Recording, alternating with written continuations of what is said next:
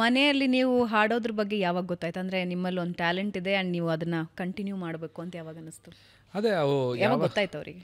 ಪೇರೆಂಟ್ಸಿಗೆ ನಮ್ಮ ನಮ್ಮ ತಂದೆಗೆ ಏನಂತ ಹೇಳಿದ್ರೆ, ಇದನ್ನು ನನ್ನ ಸಿನಿಮಾ ರಿಲೀಸ್ ಟೈಮಲ್ಲೂ ತುಂಬ ಹೇಳಿದ್ದೆ. ನಾನು 7ನೇ ಕ್ಲಾಸು 8ನೇ ಕ್ಲಾಸಲ್ಲಿ ಓದ್ತಿರ್ಬೇಕಾದ್ರೆ ನಮ್ಮಪ್ಪ ಅವಾಗ ಅವರು ನನ್ನ ಜಾತಕ ಎಲ್ಲ ಓದ್ಬಿಟ್ಟು, ನನ್ನ ಜಾತಕದಲ್ಲಿ ಶುಕ್ರ ಉಚ್ಚ ಆಗಿದ್ದಾನೆ, ನಿನ್ನ ಇವರು ಸಿನಿಮಾ ನೃತ್ಯ ಕಲೆ ಈ ಫೀಲ್ಡಲ್ಲೇ ಹೋದರೆ ಇವ್ರಿಗೆ ಒಳ್ಳೇದಾಗುತ್ತೆ ಅಂತ ಬರೆದ್ಬಿಟ್ಟಿದ್ದಾರೆ.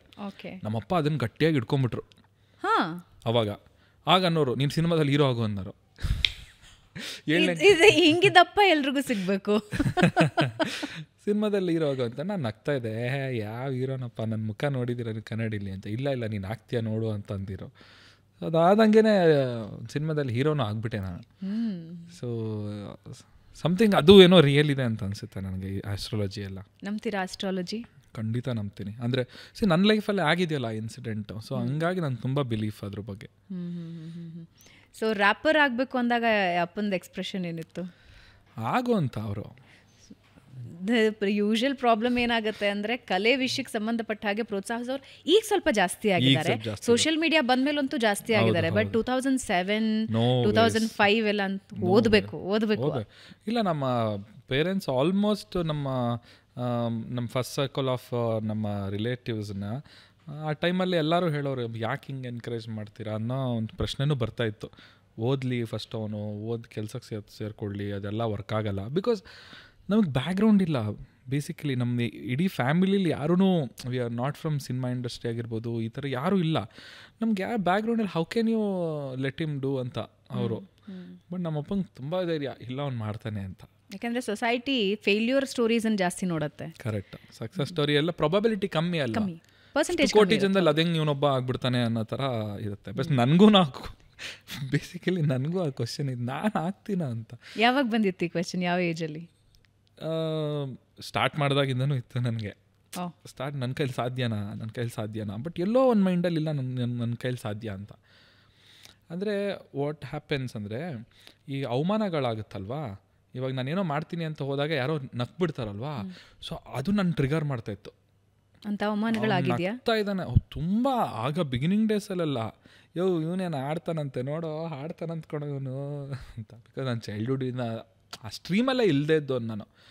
ಸಡನ್ನಾಗಿ ಒಬ್ಬ ಬಂದು ಇವಾಗ ಹೋಗ್ಬಿಟ್ಟು ಸಡನ್ನಾಗಿ ನಾನು ಏರೋನಾಟಿಕಲ್ ಇಂಜಿನಿಯರ್ ಆಗ್ತೀನಿ, ನಾನು ಸ್ಪೇಸ್ಗೆ ಹೋಗ್ತೀನಿ ಅಂತ ಅಂದಂಗೆ, ಅವನೇ ಆ ಸ್ಪೇಸ್ಗೆ ಹೋಗ್ತಾನೆ, ಆಕಾಶ ಕಾರ್ತಾನಂತ. ಸೊ ಹಂಗೆ ಆ ಥರ ಫೀಲ್. ಸೊ ಬಟ್ ಸ್ಟಿಲ್ ಆ ಪಾಯಿಂಟ್ಗಳು ನನಗೆ ಟ್ರಿಗರ್ ಮಾಡ್ತಾ ಹೋಯ್ತು. ಇಲ್ಲ, ಇವ್ರು ನನಗೆ ಅವಮಾನ ಮಾಡ್ತಿದ್ರೆ ನಾನು ಇದು ಮಾಡಲೇಬೇಕು ಅನ್ನೋ ಒಂದು ಆ ಛಲ ಬರೋಕ್ಕೆ ಸ್ಟಾರ್ಟ್ ಆಯಿತು. ಸೊ ಅದನ್ನು ನಾನು ಬಿಡಲಿಲ್ಲ. ಸೊ ಫಸ್ಟ್ ಇಂಡಸ್ಟ್ರಿಗೆ ಎಂಟ್ರ್ ಆಗೋದಿದೆಯಲ್ಲ, ಅದು ತುಂಬ ಸುಲಭ ಅಲ್ಲ. ಸಾವಿರಾರು ಜನ ಕನ್ನಡ ಇಂಡಸ್ಟ್ರಿಯಲ್ಲಿ, ಮ್ಯೂಸಿಕ್ ಇಂಡಸ್ಟ್ರಿಯಲ್ಲಿ, ಆ್ಯಕ್ಟಿಂಗ್ ಇಂಡಸ್ಟ್ರಿಯಲ್ಲಿ ಎಂಟ್ರ್ ಆಗಬೇಕು ಅಂತ ಓಡ್ಕೊಂಡು ಬರ್ತಿರ್ತಾರೆ. ಅವಮಾನಗಳ ಬಗ್ಗೆ ನೀವು ಹೇಳ್ತಾ ಇದ್ರಿ. ಕನ್ನಡ ಇಂಡಸ್ಟ್ರಿ ನಿಮಗೆ ಆರಾಮಾಗಿತ್ತಾ, ಅಥವಾ ರೆಡ್ ಕಾರ್ಪೆಟ್ ಇತ್ತಾ, ಅಥವಾ ಸ್ಟ್ರಗ್ಲಿಂಗ್ ಇತ್ತಾ? ಇಲ್ಲ, ತುಂಬ ಸ್ಟ್ರಗ್ಲಿಂಗೇ. ಏನಂದರೆ ನನ್ನ ಬರವಣಿಗೆನ ನನ್ನ ಕಾಪಾಡ್ತು. As a singer I couldn't prove. ಅಂದರೆ ನನಗೆ ಸುಲಲಿತವಾಗಿ ಈ ಸಂಗೀತನ ಇವಾಗ ತುಂಬ ಟಫೆಸ್ಟ್ ಕಂಪೋಸಿಷನ್ ಎಲ್ಲ ಮಾಡಿದ್ರೆ ನಾನು ಹಾಡೋಕ್ಕಾಗಲ್ಲ ನನ್ನ ಕೈಲಿ. ನಾನು ಒಪ್ಕೊಂಬಿಡ್ತು, ಸರ್ ಇದು ನನ್ನ ಕೈಲಿ ಹಾಡೋಕ್ಕಾಗಲ್ಲ ಅಂತ. ಸೊ ಅದೇ ಈ ಪಾಪ್ ಥರ ನಾನು ಮಾಡ್ತೀನಲ್ವಾ, ಸೊ ನನಗೆ ನನ್ನ ಲಿಮಿಟೇಷನ್ಸ್ ಗೊತ್ತು, ನಾನು ಎಷ್ಟು ಹಾಡಬಲ್ಲೆ ಅನ್ನೋದು ನನಗೆ ಗೊತ್ತು. ಸೊ ಅದನ್ನು ಆ ಲಿಮಿಟೇಷನ್ ಒಳಗಡೆ ನಾನು ಲಿರಿಕ್ಸ್ನ ಬರ್ಕೊಳ್ತೀನಿ. ಸೊ ನನ್ನ ಲಿರಿಸಿಸ್ಟಾಗಿ ನನಗೆ ಎಂಟ್ರಿ ಸಿಕ್ತು ಫಿಲ್ಮ್ ಇಂಡಸ್ಟ್ರಿ ಒಳಗಡೆ. Like Arjun Janya sir first time ನನಗೆ ಆಪರ್ಚುನಿಟಿ ಕೊಟ್ಟರು ಅವ್ರ ಸಿನಿಮಾಗಳಲ್ಲಿ ಕೆಲಸ ಮಾಡೋಕ್ಕೆ. ಸೊ ಅವ್ರು ನಾನು ಬರೆದು ಸ್ಟಾರ್ಟ್ ಮಾಡಿಕೊಂಡು, ಸೊ ಆಮೇಲೆ ಹಾಡೋದನ್ನು ಹಂಗೆ ಕಲ್ಟಿವೇಟ್ ಮಾಡಿಕೊಂಡೆ. ನಾನು ಬರೆದಿದ್ದನ್ನು ನಾನೇ ಹಾಡೋಕ್ಕೆ ಸ್ಟಾರ್ಟ್ ಮಾಡಿದೆ. ಅದಕ್ಕೆ ಮುಂಚೆ ಎಷ್ಟು ಟ್ರಬಲ್ ಅನುಭವಿಸಿದ್ರಿ?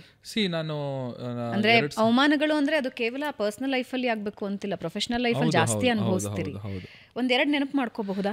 ವೇರ್ ಯು ಸ್ಟ್ರಗಲ್ಡ್, ಎಲ್ಲಿ ನಿಮಗೆ ತುಂಬ ಹಿಂಸೆ ಅನ್ನಿಸ್ತು ಅಂತ? ಫಸ್ಟ್ ಆಫ್ ಆಲ್, ನಾವು financially we were completely drained. My dad like bankrupt, literally 0 rupees bank balance. ಅಪ್ಪ ಏನು ಮಾಡ್ಕೊಂಡಿದ್ರು? ಬಿಸ್ನೆಸ್ ಅಂಗಡಿ ಇತ್ತು, ನಮ್ಮ ಸ್ಟೇಷನರಿ ಶಾಪ್ ಇತ್ತು ನಮ್ಮದು ಸಕಲೇಶ್ಪುರಲ್ಲಿ ಅಷ್ಟೇ. ಅಮ್ಮ ಹೌಸ್ ವೈಫ್ ಅಷ್ಟೇ. ಸೊ ನೋ ಆನ್ಸಿಸ್ಟರ್ಸ್ದು ಆಸ್ತಿ ಪಾಸ್ತಿ nothing, 0 literally. So first minus point ಅಂತ ಅವಾಗಿದ್ದಿದ್ದೆ ಅದು. Financially we are like very backward, ತುಂಬ ಕಷ್ಟದಲ್ಲಿದೆ. ಮೋರ್ ಓವರ್ ನಾನು ಏಮ್ ಮಾಡ್ತಿದ್ದಿದ್ದು ಒಬ್ಬ ಆರ್ಟಿಸ್ಟ್ ಆಗಬೇಕು, ಸಿಂಗರ್ ಆಗಬೇಕು ಅಂತ. ಆ್ಯಂಡ್ ಅಷ್ಟಾಗಿ ನಾನೇನು ದೊಡ್ಡ ಸಿಂಗರು ಕೂಡ ಅಲ್ಲ. ಆ್ಯಂಡ್ ಆಗಿನ್ನೂ ಎಂಟ್ರಿ ಕೊಟ್ಟಂಥ ಫಸ್ಟ್ ಟೈಮ್ ಬಿಗಿನರ್ ನಾನು. ಸೊ ಈ ಎಲ್ಲ ಸಿಚುವೇಶನ್ಸು ನನ್ನ ಏನು ಮಾಡ್ತಾಯಿತ್ತು, ಅದು ಹೇಳೋಕ್ಕಾಗಲ್ಲ ಆ ಟೈಮೆಲ್ಲ. ಸೊ ಎಷ್ಟೋ ಟೈಮ್ ಬೇಡ ಹೋಗ್ಬಿಡೋಣ ವಾಪಸ್ಸು ಅಂತಲೂ ಹೋಗಿದ್ದು ಉಂಟು. ರಿಟರ್ನ್ ವಾಪಸ್ಸು ಬೆಂಗಳೂರಿಂದ ವಾಪಸ್ ಸಕಲೇಶ್ಪುರ ಹೋಗಿ ಅಂಗಡಿಲೂ ಕೂತಿದ್ದು ಉಂಟು. ಬಟ್ ಅದು ಡೆಸ್ಟಿನಿ ಬಿಟ್ಟಿಲ್ಲ ನನಗೆ. ಯಾವಾಗ ಹೋಗಬೇಕು ಅನಿಸ್ತು, ಯಾಕೆ ಅನಿಸ್ತು? ಬಿಕಾಸ್ ಏನು ಅರ್ನಿಂಗ್ ಇಲ್ಲ ಇವಾಗ. ಒಂದು ಏನಾದರೂ ಹಾಡೋಕ್ಕೆ ಹೋದರೆ ಏನೋ ಮಾಡಿದ್ರೆ ಒಂದು 500 ರೂಪಾಯಿ ಕೊಡ್ತಾರೆ, ತಿಂಗ್ಳಿಗೆ ಒಂದು 2,500 3,000 ರೂಪಾಯಿ ದುಡಿಯೋಷ್ಟರೊಳಗೆ ಸಾಕಾಗೋಗ್ಬಿಡೋದು. 2,000-3,000 ರುಪೀಸಲ್ಲಿ ನಾನು ಇಲ್ಲಿ ನನ್ನ ಖರ್ಚು ನೋಡಿಕೊಂಡು ಮನೆಗೂ ಒಂದು ಸ್ವಲ್ಪ ಅಲ್ಲಿ 1,000-2,000 ಬ್ಯಾಂಕಿಗೆ ಟ್ರಾನ್ಸ್ಫರ್ ಮಾಡೋದು, ಇಲ್ಲಿ ಬಾಡಿಗೆ ಶೇರ್ ಮಾಡ್ಕೊಂಡು ಫ್ರೆಂಡ್ಸ್ ಜೊತೆ ರೆಂಟೆಡ್ ಹೌಸು ಶೇರಿಂಗಲ್ಲಿದ್ವಿ. ಸೊ ಶೇರ್ ಮಾಡಿಕೊಂಡು ಊಟ ತಿಂಡಿ ತಿನ್ಕೊಂಡು ಇವ್ರ ಮನೇಲಿ. ಸೊ ಹಿಂಗೆ ತುಂಬ ಯಾವತ್ತಾದರೂ ಚಂದನ್ ಶೆಟ್ಟಿ ಹತ್ತಿದ್ದಿದೆಯಾ ಈ ಸಿಚುವೇಶನ್ಸ್? ತುಂಬ ಸಲ ಅದು ಹೇಳೋಕ್ಕೆ ಅಸಾಧ್ಯ. ಅದೆಲ್ಲ ಒಂದೊಂದು ಸಲ ಏನು ಮಾಡ್ತಿದ್ದೆ ನಾನು, ಬ್ಯಾಗ್ ನನ್ನ ಹತ್ರ ಒಂದು ಬ್ಯಾಗ್ ಇತ್ತು, ಅದು ಹಟ್ಕೊಂಡು ಫ್ರೆಂಡ್ಸ್ಗಳ ಮನೆಗೆ ಹೋಗೋದು, ಅವ್ರ ಮನೇಲಿ ಎಂಟರ್ಟೈನ್ ಮಾಡೋದು, ಅವ್ರನ್ನ ಗಿಟಾರ್ ಇಟ್ಕೊಂಡು ಹಾಡೋದು. ಅವ್ರಿಗೆ ಒಂದು ವಾರ ಫುಲ್ಲು ಎಂಟರ್ಟೈನ್ ಆಗ್ತಾರೆ. ಆಮೇಲೆ ಒಂದು 2ನೇ ವಾರ ಆಗಬೇಕಾದ್ರೆ ಇವನೇನು ಹೋಗ್ತಾನೆ ಇಲ್ವಲ್ಲ ಮನೆಯಿಂದ ಅನ್ನೋದು ಫೀಲ್ ಬರೋದು ಅವ್ರಿಗೆ. ಅವಾಗ ನನ್ನ ಮಾತಾಡಿಸ್ತಿರ್ಲಿಲ್ಲ ಅವ್ರು ಕರೆಕ್ಟಾಗಿ. ಫಸ್ಟ್ ದಿನ ಬಂದಾಗ ಇರೋದಕ್ಕೂ ಒಂದು 10-15 ದಿವಸ ಆದಮೇಲೆ ಅವ್ರ ಬಿಹೇವಿಯರ್ಗೂ ಅವಾಗ ಗೊತ್ತಾಗೋದು, ಮೋಸ್ಟ್ಲಿ ನಾನು ಇಲ್ಲಿಂದ ಹೊರಡೋದು ಒಳ್ಳೇದು. ಇನ್ನೊಂದು ಫ್ರೆಂಡ್ ಮನೆಗೆ ಹೋಗೋದು, ಅವ್ರ ಮೇಲೆ ಒಂದು 10-15 ದಿವಸ ಇರೋದು, ಇನ್ನೊಂದು ಫ್ರೆಂಡ್ ಮನೆಗೆ ಹೋಗೋದು, ಅಲ್ಲೊಂದು ಸ್ವಲ್ಪ ದಿವಸ ಹಿಂಗೆ ಜಂಪ್ ಮಾಡ್ಕೊಂಡು ಇನಿಷಿಯಲ್ ಡೇಸ್ ಅಲೆಮಾರಿ ಆಗಿದ್ರಿ ಸಿಕ್ಕಾಬಟ್ಟೆ. ಸೊ ಬಟ್ ಬಿಟ್ಟಿಲ್ಲ, ಅದೊಂದು ತುಡಿತಾ ಇತ್ತು, ಅದೊಂದು ಇತ್ತಲ್ಲ, ನಾನು ಮಾಡಲೇಬೇಕು ಅನ್ನೋದಿತ್ತಲ್ಲ. ಆ್ಯಂಡ್ ಮೋರ್ ಓವರ್ ಫ್ರೆಂಡ್ಸ್ ಎಲ್ಲ ನನ್ನ ಜೊತೆ ಓದ್ದವರೆಲ್ಲ ಒಳ್ಳೊಳ್ಳೆ ಕೆಲಸಗಳಲ್ಲಿದ್ದರು ಆ ಟೈಮಲ್ಲಿ. ಅವ್ರು ಕರೆಯೋರು, ಬಾ ಮೀಟ್ ಆಗೋಣ, ಗೊತ್ತಲ್ಲ ಫ್ರೆಂಡ್ಸ್ ಎಲ್ಲ ಒಂದು ಗೆಟ್ ಟುಗೆದರ್ ಮಾಡೋಣ ಬಾ ಅಂತ. ಸೊ ಒಂದು ಸಲ ಹೋದೆ ಒಂದು ಗೆಟ್ ಟುಗೆದರ್ಗೆ. ಸೊ ಅಲ್ಲಿ ಏನು ಮಾಡ್ತಿದ್ಯಾ ಮಾಡ್ತಾಯಿದ್ದೀನಿ ಎಲ್ಲ ಬೇಕಾ ನಿನಗೆ, ಸುಮ್ಮನೆ ಕೆಲ್ಸಕ್ಕೆ ಸೇರ್ಕೋ, ಏನಕ್ಕೆ ಇದೆಲ್ಲ ಆಗಲ್ಲ ಇದು ಅಂತ. ಆಮೇಲೆ ಅಷ್ಟೇ ಅವತ್ತೇ ಲಾಸ್ಟ್, ಮತ್ತು ಅದು ಹೋಗೋದೇ ಬಿಟ್ಬಿಟ್ಟೆ ನಾನು. ಆಮೇಲೆ ನೆಕ್ಸ್ಟ್ ನೋ ಗೆಟ್ ಟುಗೆದರ್ಸ್ ಅಂತ. ಸೊ ಆಮೇಲೆ ಒಬ್ಬಂಟಿ ಆಗಿಬಿಟ್ಟೆ. ಆಗಿ ನನ್ನ ಕೆಲಸ ಏನಂದರೆ ಸಾಂಗ್ ಮಾಡೋದು, ಸುಮ್ಮನೆ ಕೂತ್ಕೊಳ್ಳೋ, ಟೈಮ್ ಸಿಕ್ಕಿದಾಗೆಲ್ಲ ಸಾಂಗ್ ಮಾಡು.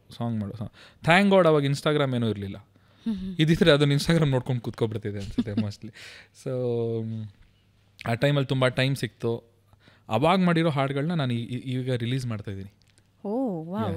And one of the song ಅದ್ರಲ್ಲಿ ಈ 20ನೇ ತಾರೀಕು ರಿಲೀಸ್ ಮಾಡಿ 9 ವರ್ಷ ಹಿಂದೆ ಮಾಡಿದ ಹಾಡು. ಅದನ್ನು 9 ವರ್ಷ ಹಿಂದೆ ಮಾಡಿದ ಹಾಡು ಈ 20th ರಿಲೀಸ್ ಆಗ್ತಾ ಇದೆ.